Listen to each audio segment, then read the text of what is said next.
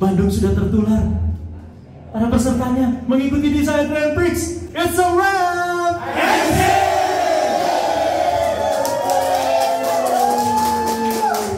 Repas is the best! Repas! Pensiun!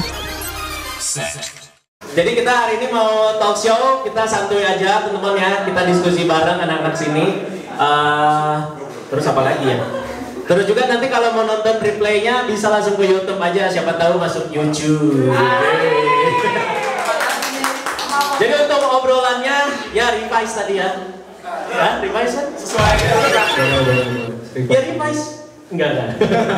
Jadi kita ngobrolinnya santuy aja teman-teman ya, yang lagi sekarang hype lah, yang pasti yang lagi kita tonton juga yaitu Kamen Rider Kids ya. Nanti juga ada sesi buat kalian juga boleh apa ya, nambahin pendapat, mau ngoreksi juga, mau nambahin fun fact atau info juga boleh ya. Oke. Dan juga aku di sini sebagai MC merangkap pembicara berarti ya. Dan juga ada Om Kumis Ekyo Media yang menemani di sosial kali ini. Selamat sore semuanya. Oke. Jadi langsung saja kita mulai. Kamera sudah on? Kita cek dulu ya. Tenang aja ya, ini kita di sini diskusi santuy aja teman-teman ya. Aku di sini bukan untuk menggiring opini ataupun men-brainwash kalian ya, tenang saja. Kita diskusi santuy aja di sini ya. Oke, langsung aja kita mulai talk show-nya. Tepuk tangannya dulu dong. Terima kasih anak-anak Bandung ya. Oke, jadi seperti yang kita tahu Kamen Rider Kids itu sudah 6 episode berarti ya sama hari ini ya. Udah ada yang nonton kan episode 6? Gak mungkin. Kan pada datang ke gathering ini, gak mungkin lah. Nanti aja pulang nontonnya. Sekarang kita bahas karakter favorit dulu nih teman-teman ya. Ada Naon Kurama, ada siapa? Steve Stranger Things versi Jepang. Ada Bapak Faiz Gimpen, ada Kyoryu Blue. Ini ada anggota NCT, ada Bang Winda. Siapa anggota NCT? Ada Sumuri dan Hiroli ya. Oke, jadi aku tanyain Om Kumis dulu aja kali ya. Boleh. Karakter favorit sejauh ini Om? Karakter favorit? Gak usah ada yang di sini, tapi di luar juga bisa kayak si ibu-ibu yang ngejemur tiba-tiba jadi Kamen Rider. Itu juga bisa. Sejauh ini karakter favorit saya adalah Shirowe. Shirowe. Karena Shirowe. Dia memang benar-benar mati untuk melindungi warga. Dia kan, dia mati pertama kan. Pemadam kebakaran. Dia pemadam kebakaran gitu. Cuma emang tragis ya, tragis banget gitu. Sampai kalau kita lihat yang Arrow ini, yang kedua juga setelahnya mati lagi. Pakai gitu ya. Item kematian. Yoi. Ada Om, kan Shirowe. Pertama, kedua Gimpen. Iya. Ketiga itu Agan Reza. Gak amit-amit ya. Oke, Shirowe. Pfizernya semuanya repaint ya. Shirowe itu sama Pang Jack juga sama. Oh, sama Dapan. Iya kan, sama Dapan juga sama. Nanti ada lagi yang biru kalau nggak salah ya, apa tuh? Aku baru lihat di Facebook pagi ini. Apa? Iya. Oh iya, ya itulah. Shirowe ya Om. Oke. Shirowe itu. Balik lagi ke karakter berarti. Kalau aku siapa ya? Siapa ya? Bingung sih. Jangan bilang Neon Kurama. Dan terlalu sih. Antara si Dapan. Serius? Dapan. Oke. Dapan aja? Dapan pasti ya. Soalnya keren nih. Mana yang Dapan suaranya? Ada yang suka ya. Oke, karena tuh Sumida ya. Karena dia itu menurut aku ya potensial gitu untuk jadi karakter yang ngasih dinamika lah di ceritanya si Kids ya. Dengan bengisnya dia dan juga apa ya, bisa dibilang kan kalau kita awal-awal nonton kan wah kayaknya bakal jadi Michi nih kan. Digain ya. Taunya eliminated. Iya. Gara-gara maunya jadi zombie dia, mau mengamuk katanya kan ya. Iya, dia pokoknya dia ya. potensial Om, tapi menurut aku sih backstory-nya kayak Gen Z banget ya. Bocah-bocah SMA yang kayak cuman emosi sesaat gitu kan. Lu apa sih kecelakaan, nggak jadi main basket, terus akan kumusnahkan semua manusia. Yang keren kali kan. Oke, Berarti kalau kedua sih kayaknya Aceng sih. Esokio sih the best. Aceng. Esokio the best. Tokyo Aceng. The best sih dia. Mana Aceng? Oke. Rambutnya nanti lagi dipanjangin yuk. Serius. Ini jadi si Aceng. Bagus emang dia keren sih. Oke, gimana Om pendafatnya buat Aceng? Dia tuh memang karakter yang benar-benar prepare gitu ya. Since kita tuh mengenal dulu kayak Kabuto Tenroso Ujiku, dia kayak benar-benar prepare. Soalnya memang sebelumnya kan penulis kita Yuya Takahashi benar-benar memplotkan dia tuh kayak hero yang emang benar-benar survive di COVID-19. Jadi kayak memang menggambarkan itu semua sih. Esukio ini keren sih. Bagus. Kalau aku ini sih PR ya buat Yuya Takahashi, dimana dia itu nanganin karakter-karakter yang bisa dibilang mirip-mirip ya, Naruto, Emu. Dia sekarang dikasih karakter utama yang udah imba kayak gini gitu. Iya, betul. Jadi nanti kita nantikan dinamikanya kayak gimana si Yukio Ace ini ya. Tapi so far sih ya dia keren gitu si Yukio Ace ini ya. Betul. Karena bisa dibilang apa ya, kalem tapi baik gitu ya. Dimana yang dia kasih dana ke siapa anaknya si Jinpen itu ya. Padahal cuma demam berdarah paling gue. Enggak ada. Oke, sekarang kita bakal tanya para audiens di sini ya. Berarti karakter favorit ya. Jadi kita bakal nanya 3 orang di sini ya. Oke? Nanti bakal tak pilih. Jadi langsung aja siapa yang mau berpendapat sama karakter favorit sejauh ini? Oke, angkat tangan ya. 1, 2, 3. Oke, siapa tuh jaket biru? Boleh pinjam Om? Sorry. Ada Faiz sini, Faiz Putra. Silahkan sambil berdiri aja nggak apa-apa. Karakter favorit ya? Ya, karakter favorit. Kalau karakter favorit saya sih sejauh ini tentu saja satu-satunya Bapak Ginpen. Ginpen. Kenapa?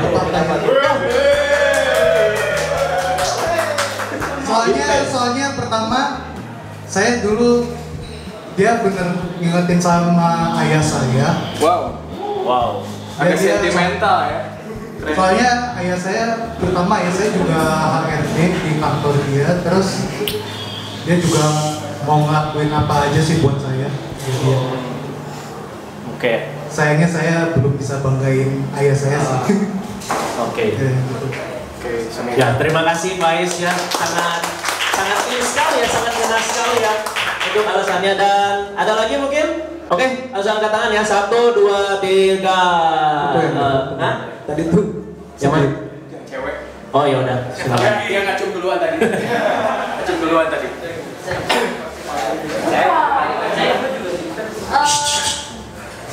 Tes, untuk gigit ini saya suka sama Mbak Nago.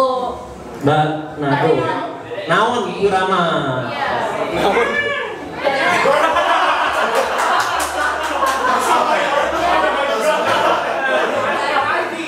Ya karena Mbak Nago ini ceweknya tuh selain royal juga benar-benar pengen bebas banget gitu, jadi suka. Jual kebebasan. Ya. Apalagi udah beres apa Om? Episode 3, 4 sih. Yang dia itu mau dipukul sama mamanya, set. Ya, Langsung pokoknya rain ada sih. cewek terkeren menurut saya di antara era Dewa. Oke. Satu lagi berarti. Satu lagi lah ya. Satu lagi ya. Angkat tangan. 1, bentar. 1, 2, 3. Pilih. Aduh siapa? Coba pilih. Ini aja di paling depan nih, VIP. Tenang, nanti semua kebagian kok. Langsung ini ya. Ya boleh. Kalau favorit kayaknya aku tuh Kewa. Dewa Sakurai. Awalnya aku tuh yang jadi Dapan, cuman setelah 6 episode nonton itu, karena kan dia itu karakternya itu istilahnya tuh agak berbeda dari yang lain ya. Dia tuh kan gamenya itu Battle Royale, otomatis kan cuma satu yang bertahan.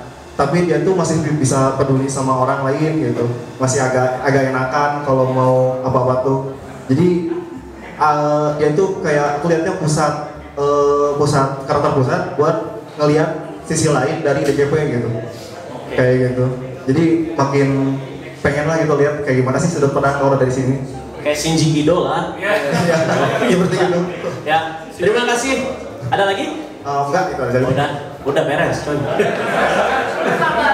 Oke, itu dia untuk segmen karakter favorit. Terima kasih buat teman-teman yang nambahin juga karakter-karakternya. Jadi semuanya variatif ya jawaban-jawabannya. Aku seneng sih. Ada yang Aceng, ada yang Keiwa, ada si Naon. Kenapa ini enggak sih? Gak ada feeling sok edgy kan? Bapak si Azuma ya. Oke, terima kasih banyak. Langsung aja kita ke next segmen ya Om. Berarti ini adalah Oke, pendapat awal atau sejauh ini soal Gits yang sudah 6 episode ya. Silakan Om dulu. Silakan. Oke, kita obrolin tentang pendapat saya tentang Gits, oke? Biasanya Om Ekyo suka ngasih fun fact soal apa di belakang layarnya juga boleh silakan. Yes. Biar ngasih info ke kita juga gitu. Sekarang tuh sore hari ya.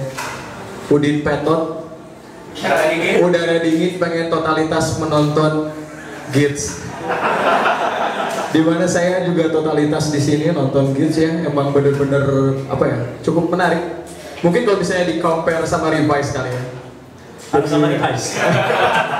jadi menariknya dapat gitu. Oke. Soalnya dari segi konsepnya ya. Yes, betul. Cuma ya apa ya?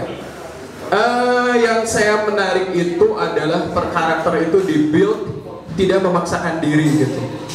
Oke. Betul, waktu kita lihat tadi ya, kita ngomongin tentang Keiwa tadi gitu. Dimana dia tuh benar-benar cinta damai dan tidak memaksakan diri gitu.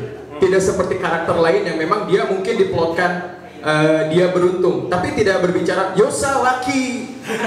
Tidak selalu seperti itu gitu kan. Ya. Dan Keiwa ini membuktikan sama memang obrolan dia secara biasa sama memang kelakuan dia doang. Jadi kayak tiba-tiba kakaknya bilang, oh iya kamu kan sering memberikan donasi untuk hewan terlantar atau apa gitu, jadi volunteer dan lain-lain. Semua itu membawa itu gitu. Maksudnya si Keiwa di sini karakternya masih dalam batas wajar. Yes, semuanya. Ya. Bapak pun jadi kayak dia dikarakterkan seperti itu, nggak memaksa jadi kayak oh bener-bener jadi villain atau apa, jadi enggak gitu. Oke. Artinya memang menariknya dari segi situ sih awalannya ya. Semuanya reasonable lah. Ya. Jadi tidak membosankan untuk kita lihat. Gitu. Oke. Gitu. Oh, lanjut lagi dulu. Ya. Berarti pendapat sejauh ini ya teman-teman, kalau menurut aku sih kayaknya udah banyak yang denger dibahas-bahas, tapi kita jelasin lagi. Kalau sekarang sih dari segi intensitas masih normal sih. Ya. Karena terlihat juga dari si game ini yang nyocokin kartu ini loh. Betul. Nyocokin kartu ini kan bisa dibilang santai ya.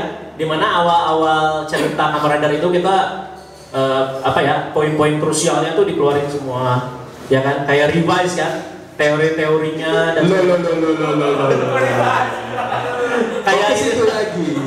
Maksudnya langsung benar-benar di-push gitu. Oke. Semua plot poinnya, maksudnya ini juga harus jadi salah satu ini ya, bisa dibilang kekhawatiran sang penulis. Betul. Yuya Takahashi. Jangan terlalu ngumbar ya. Jangan terlalu banyak ngumbar plot point di awal, nanti pas udah masuk tengah-tengah atau akhir cerita fasenya itu habis bensin.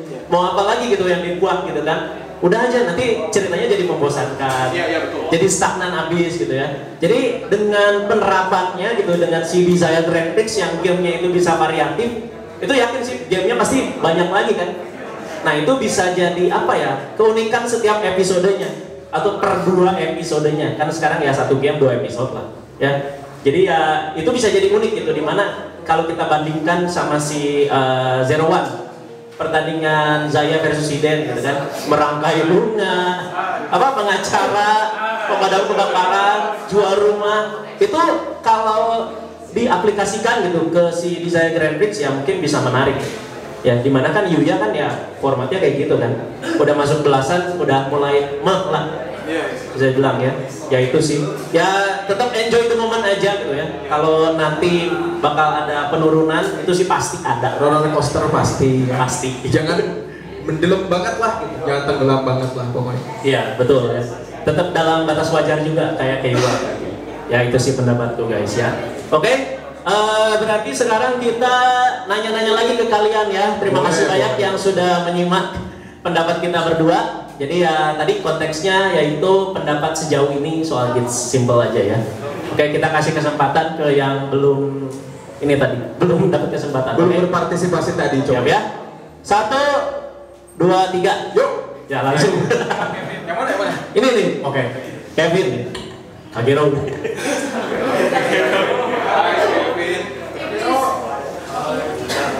Kalau menurut aku ya, sejauh Rivas ini betul setuju. Yaitu Mic-nya nyala. halo. Oh iya, sip. Kalau menurut aku Rivas sejauh ini betul enjoy. Kok revise?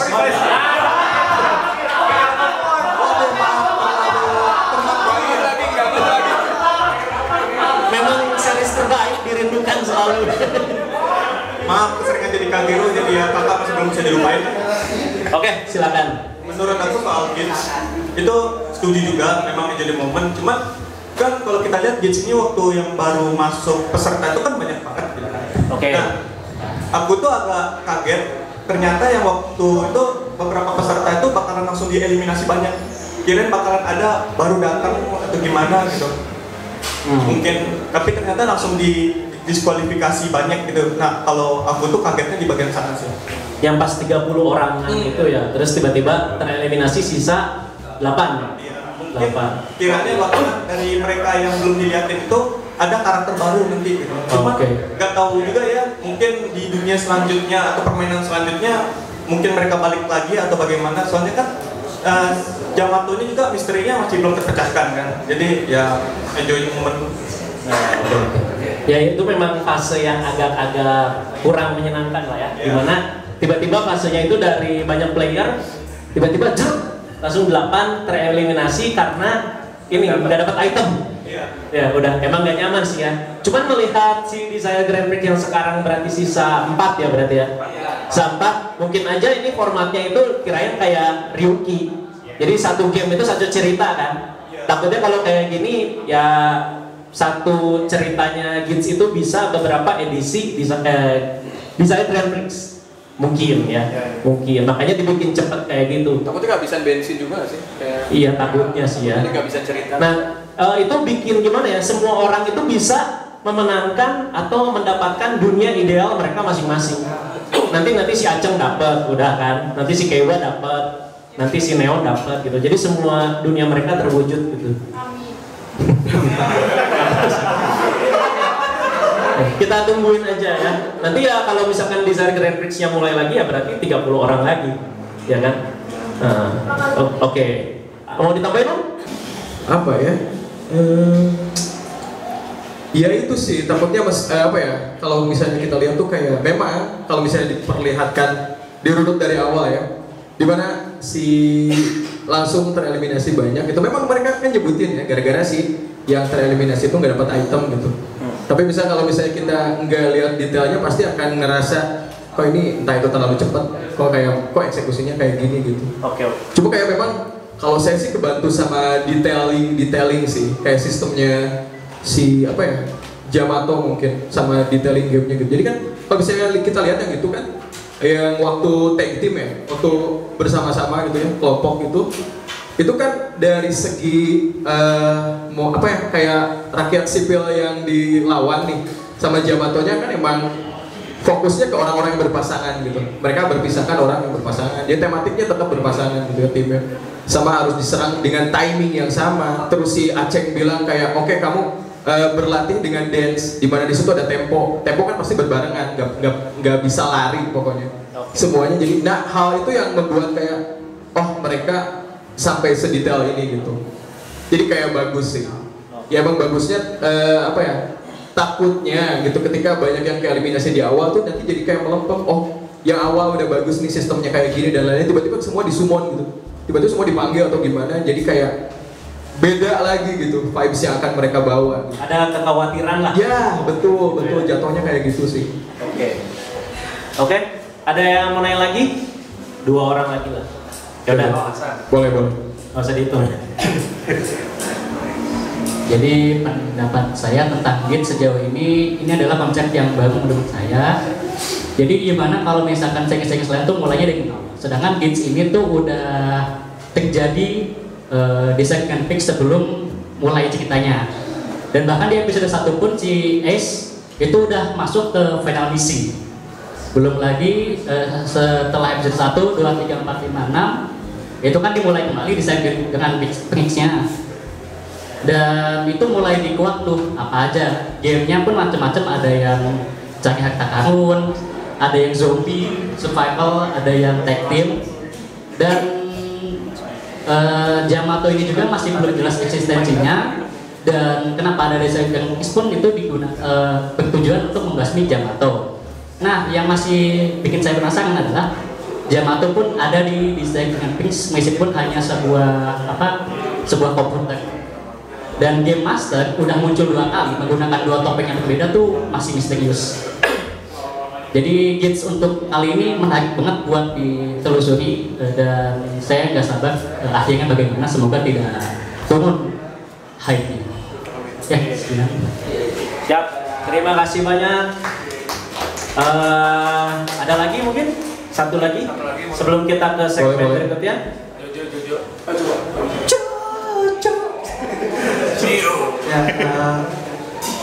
Ya benar. Ya, berdiri aja.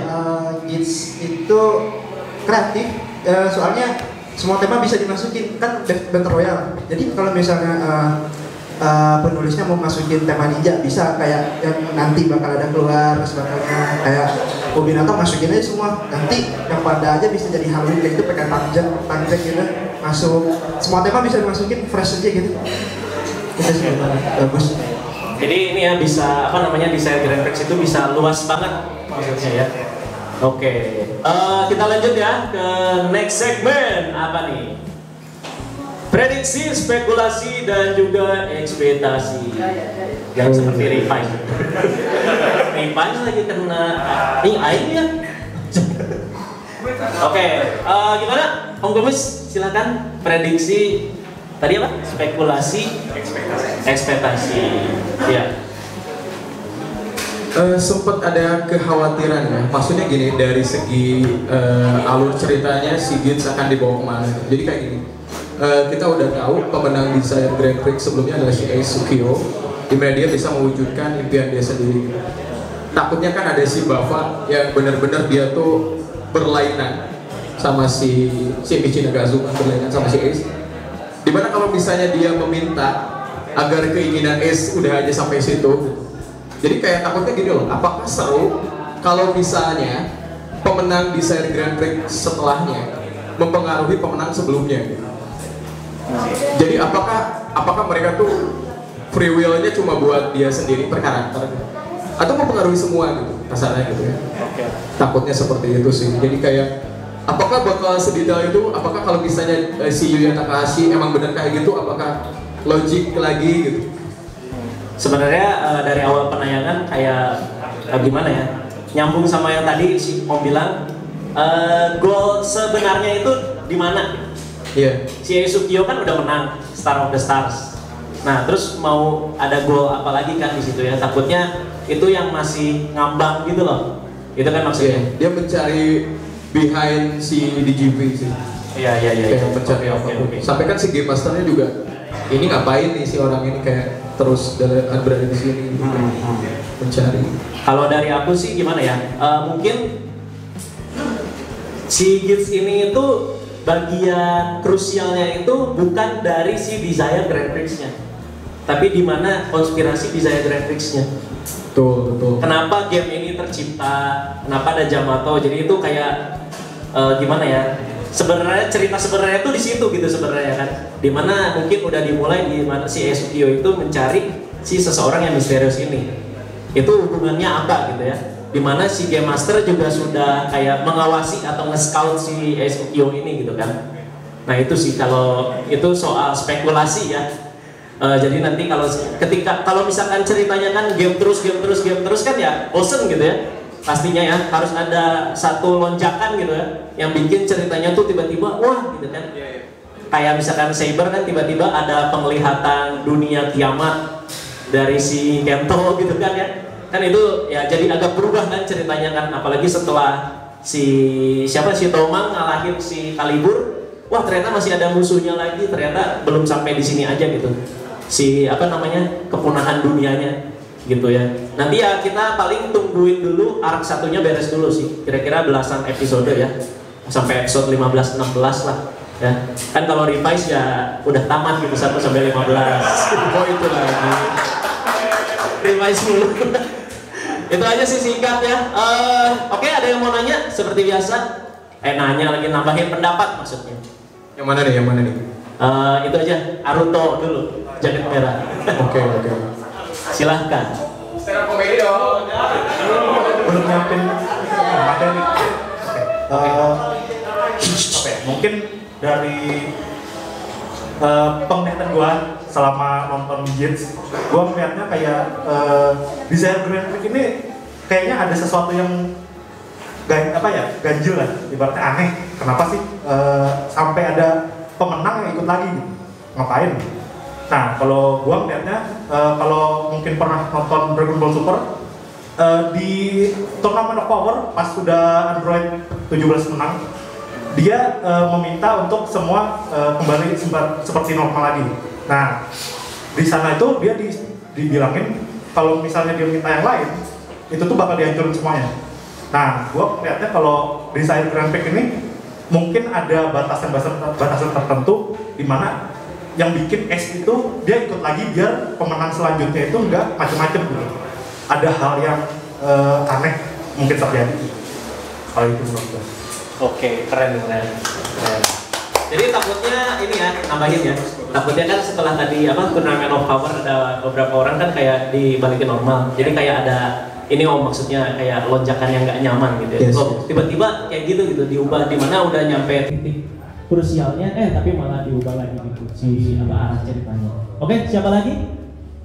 Yang lain dulu dong. Tadi udah si Coco. Ada lagi? Oh ya boleh. Silakan. Mau sedikit berspekulasi tentang kaitan antara tema-tema hewan yang dipakai di Kamen Rider Gits ya. Kayak cocok logi gitu ya.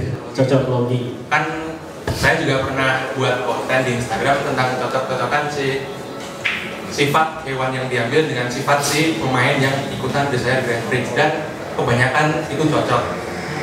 Semisal tanuki yang didapat Kewa, kan dia di Jepang juga dianggap sebagai hewan pembawa berkah atau keberuntungan. Dan Kewa kan juga sejauh ini kita ya tahu sendirilah gacanya SSR mulu. Iya. Agar Reza punya bus 2. Lanjut. Nah, kan di antara semua ini yang paling misterius itu memang si tanuki sendiri, karena dia mempunyai 2 sisi baik dan 1 yang buruk. Nah, saya punya spekulasi, tapi takutnya sih nanti si Kewa ini makin ke sini dia kayak tunjukin hasratnya yang asli sendiri gitu, padahal kita yang sejauh ini kita dibuild sama si Kewa itu pemberilah, murah dan yang lain-lain. Oke, jadi kayak pura-pura culun dulu lah ya, terus tiba-tiba beringas. Asik. Juga si Mary juga kan domba, serigala berbulu domba gitu kan. Akhirnya hari ini kan juga terungkap kalau dia itu sebenarnya bukan orang biasa, tapi dia tuh dealer di sebuah kasino yang bisa aja membuat game itu berantakan, tapi malah dimatiin gitu. Oke. Jadi ya sebenarnya banyak sekali hal-hal yang menarik dari kaitan dari hewan dan si orang yang dipakein tema hewan tersebut, tapi kebanyakan udah pada dimati. Oke. Mantap. Ini sih kayaknya emang si tim produksi udah memikirkan pasti ya di balik lagi. Jadi nggak mungkin ngasal gitu ya.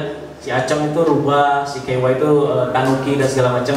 Ini sama aja kayak build mungkin ya. Kenapa Rabbit sama Tank, kenapa Gorilla sama Diamond. Mungkin kira-kira kayak gitu ya. Jadi ya tadi hewannya menggambarkan karakter-karakter si playernya. Oke, mantap. Thank you. Siapa lagi? Satu lagi lah sebelum kita ke segmen selanjutnya. Masih ya konteksnya prediksi apa tadi spekulasi, Jaya. ekspektasi. Satu lagi siapa? Satu lagi lah. Ayo. Tenang aja, ini bukan seminar. Itu ada belakang tuh. Oh, sebelah. Coba duduk ke sini dulu. Oke. Pendapat buat Gits ini mungkin nggak sih kalau nanti kedepannya ada musuh yang dipen? Apa? Musuh yang dipen. Itu aja. Revise ada beberapa yang repaint gitu. Musuh yang repaint. Ya. Ini musuh yang repaint. Ya. Udah ada. Nah, kamu saya dulu juga repaint gitu. Biasanya ada. Udah itu aja. Pasti ada lah ya Om ya? Pasti lah ya. Kayak si siapa tuh namanya? Siapa namanya kalau di revise tuh? Siapa sih namanya? Lupa gue. Aduh mas, kita jadi nggak fokus dulu mas. Gak fokus. Izin om. Gini, sebelum repaint aja, bahkan bos-bos Yamato itu belum ada. Jadi kayak monster mingguannya aja baru kerocoknya. Memang sistemnya tuh dibuat leveling ya, kayak monsternya Yamatonya tematik zombie, agak sulit dikalahin. Secara kuantitinya juga banyak gitu. Jadi dibuat secara gitu. Nggak mesti harus ada bos ini. Kalau misalnya konteksnya tadi repaint monster ya nggak tahu juga ya, tapi mungkin bisa-bisa aja. Ya ngomongin soal Yamato, soalnya kayak belum ada ancaman banget bagi para player rider-rider ini gitu. Betul. Jadi kayak cuma jadi sam-sam. Komentarnya juga disentil sama si Aisman. Jadi kalau misalnya kita flashback ya, Yamato bukan ancaman. Yang episode awal di mana Shiroe mati juga berarti jelas-jelas Shiroe sebetulnya kuat. Ya diserang sama kayak last boss-nya juga kan. Iya. Jadi last boss kan. Jadi kayak bukan dia remeh gitu Shiroe itu. Oke. Makanya tadi bilang saya keren gitu. Saya bilang dia keren maksudnya. Itu si last boss yang kayak Kastel Doran itu kalau salah muncul lagi pas ninja ya? Beda ya? Tapi tetap gede juga gitu. Nanti dikalahin sama Kage Bunshin-nya si Acong. Kalau nggak salah ya. Dia udah tahu formulanya juga. Oke. Langsung aja kita ke next segmen ya. Sudah 3 segmen berarti sejauhnya 3. Apa nih? Bahas mainan ya berarti perihal item-item yang keluar di Kids lah gitu ya. Tadi kan kita udah berat sama teori-teori cerita karakter ya. Jujur saya beli juga belum beli kayak. Ini Om sentuh. Udah kalau nyentuh tadi coba. Oke, ini ada mainan-mainannya. Jadi ini kita pendapat singkat aja ya. Jadi untuk belt perubahan utamanya sudah pasti Desire Driver ya. Terus juga untuk collectible itemnya yaitu Race Buckle dan juga diperlengkapi dengan si Core ID untuk menjadi identitas setiap player atau ridernya. Oke. Ya silakan Om, pendapat soal item-item Sigits lah. Ada yang menarik sih, dimana mungkin kita bisa lihat bahwa dikala Bapak memakai entah itu Magnum atau mungkin Boost Buckle gitu ya, kan secara warna, secara teoritis kan kita lihat ini kayak nggak nyambung, dimana Bapak itu cocoknya pakai Zombie Ray Buckle misalnya. Tapi kayak si Gits ini kayak mengemukakannya itu secara bukan kayak warna ini cocok sama ini gitu, tapi kayak kalau misalnya Bapak pakai zombie power up dia lebih stabil menggunakan cocok ya, cocokan ya. Jadi kecocokannya tuh dibikin ceritanya yang tidak sesimpel itu, sesimpel kayak warna saya pasti pakai ini gitu, gak kayak gitu. Kerennya di situ sih. Jadi semua item itu bisa dipakai sama semua rider. Memang bisa, cuma kayak nanti kan pasti kalau misalnya polanya terus warna ungu sama warna putih dan lain kan secara kita lihat nggak match ya. Jadi kayak tapi mungkin mereka akan bebenahnya kayak gitu, dikonsepkan kayak gitu ntar. Cocoknya sama player yang warnanya sama aja. Tapi ya di item ya jadi menarik sih. Jadi kesegaran sih. Jadi menarik sih. Item lu, item gua juga gitu. Ya gitulah kira-kira ya. Dimana episode sekarang si Bapak keluar bus zombie ya? Bus zombie yang bisa kayak gitu ya. Nanti minggu depan ada Tycoon akhirnya pakai bus. Ya. Itu yang cocok sih. Jadi ternyata bisa dikombinasikan walaupun memang si race buckle ini tuh ada cocok logi dengan rider masing-masing. Yes. Jadi nggak bosen gitu kan ya. Jadi lebih variatif lagi dan juga kita lebih getol lagi beli mainannya. Bahas dong kan. Ini ngomongin secara universal ya. Kayak misalkan diumumkan nih, kan pastinya collectible item itu jadi salah satu list mainan yang kita tunggu setiap tahun gitu kan. Kayak misalkan kita nungguin Zero One apa nih? Progress Key. Saber apa nih? Border Ride. Previce apa nih? Stem kan? Gitu. Cuman kalau melihat Race Buckle ini ya, secara konsep keren sih. Karena dia bisa dimasukin ke Desire Driver terus bisa di mix and match gitu loh. Cuman kayak kurang gimana ya? Kayak misalkan ya Gaim ada orange lock seat gitu kan, dimana ikonik gitu itu. Kayak bisa dibawa lah jadi gantungan. Oh, ngerti kan maksudnya? Secara looks. Ya, terus juga kayak Rex Feistem kan kayak itu banget gitu, punya si Kiki gitu kan. Cuman kalau race battle-nya kayak bisa dibilang apa ya? Kurang dinamis gitu loh.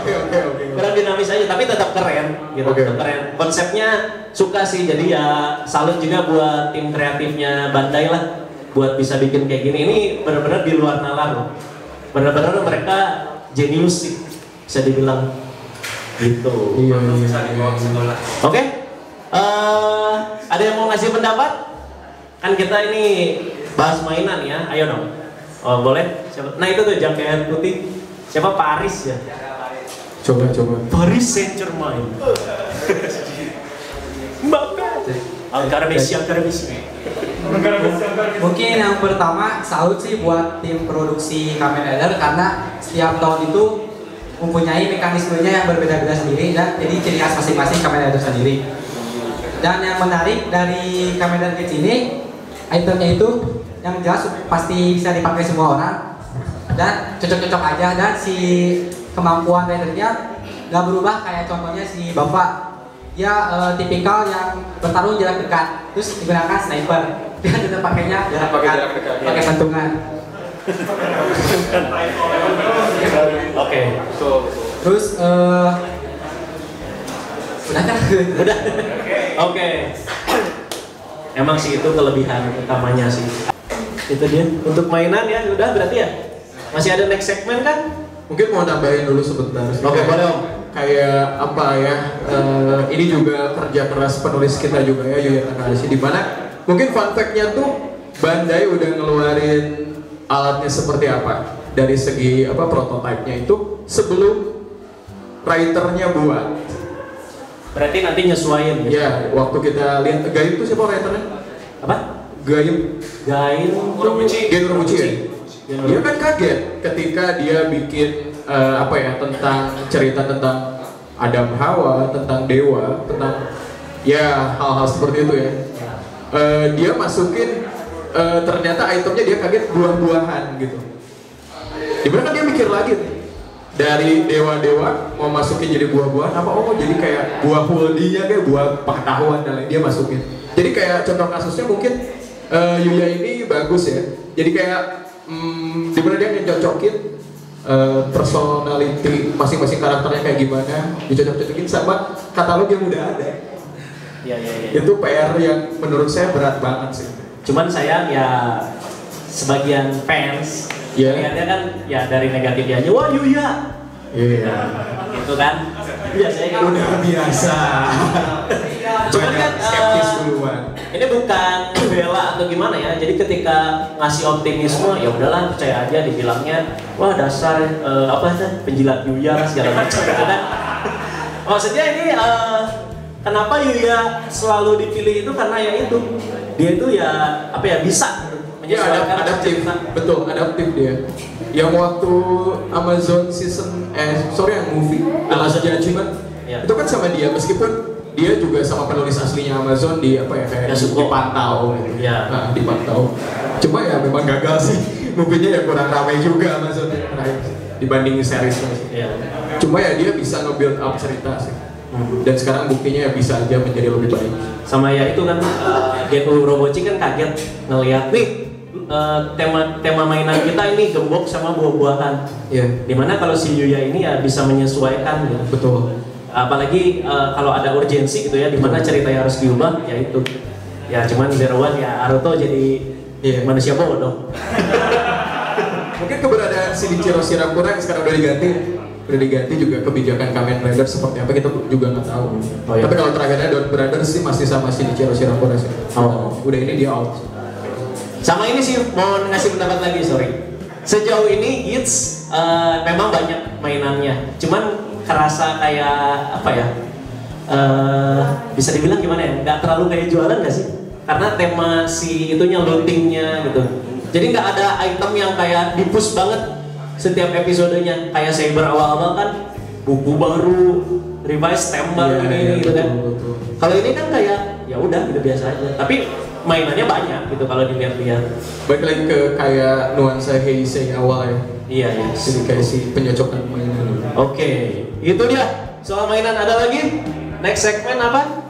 Ya langsung aja kita lanjut. Ini dia segmen terakhir, tanya jawab bebas. Ya. Boleh silakan. Dari semua yang udah kita bahas tadi, terima kasih banyak yang udah ngikutin sampai sini. Jadi langsung aja kita tanya jawab bebas seputar hits ya. Mau nanya lagi dia. Boleh. Kita ini kasih sekitar 5 orangan lah. Boleh lah. Kan Core ID belum ini ya, belum muncul semua. Nanti kalau misalnya dibuat yang paket bundling, apakah bakal langsung dibeli? Core ID. Pertanyaan ke saya ini Bisa aja. kalau udah buntu banget dan kalau dirasa masih reasonable ya, misalkan bundlingnya sama apa, oh ya udah beli aja gitu kan. Kalau masih reguler gitu. Tapi kalau udah nggak masuk akal gitu ya, harus ada campaign terus premium bandai dan segala macam ya repaint aja dari Core ID. Soalnya itu kan cuma plastik gitu, lu masukin tutup botol juga udah jadi entry form gitu. Gitu sih. Kalau masih reasonable ya ini sih. Tapi ya pasti ada triknya lah si bandai ini ya. Sengaja dibikin susah. Jadi semangat buat kita semua yang memburu Tanuki Core ID. Apakah udah terjawab? Udah. Nah. Selanjutnya silakan. Jika ada yang bertanya lagi, coba. Mas Kunto Aji. Jangan malu-malu guys. Jangan. Oh siapa? Oh yaudah. Jojo dulu. Ya, ini lebih ke pertanyaan buat prediksi nanti. Apakah mungkin Gits dan kawan-kawannya bakal ngelawan sistem itu sendiri? Gits dan kawan-kawan bakal ngelawan sistem Kamen Rider itu sendiri, sistem Kamen Rider itu sendiri. Soalnya gini, soalnya kan dari yang kita lihat kemarin juga untuk masyarakat orang biasa yang mati juga bakal makin lagi kelarnya. Tapi di ridernya nggak bisa hidup lagi. Kayak mainin apa ya? Mainin manusia doang gitu loh. Kayak diganti. Ya, sedangkan kita tahu second rider kita orangnya naik gitu. Cinta damai. Melawan rider sistem itu sendiri. Dalam artian melawan Desire Grand Prix itu sendiri dong. Ya dia mungkin kayak ikut-ikutan si SC, jadi kayak mencoba mencari tahu di GP seperti apa. Oke. Ya pasti ada kemungkinan kan. Jadi nggak fokus sama mimpi perseorangannya doang. Oh gitu.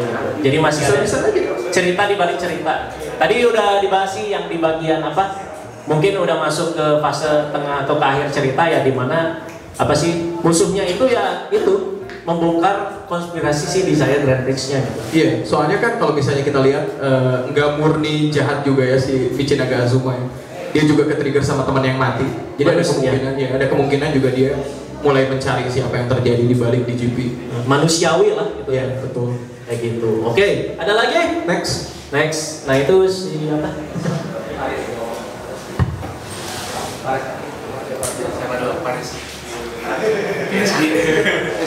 PSG lagi. Angkara Messi.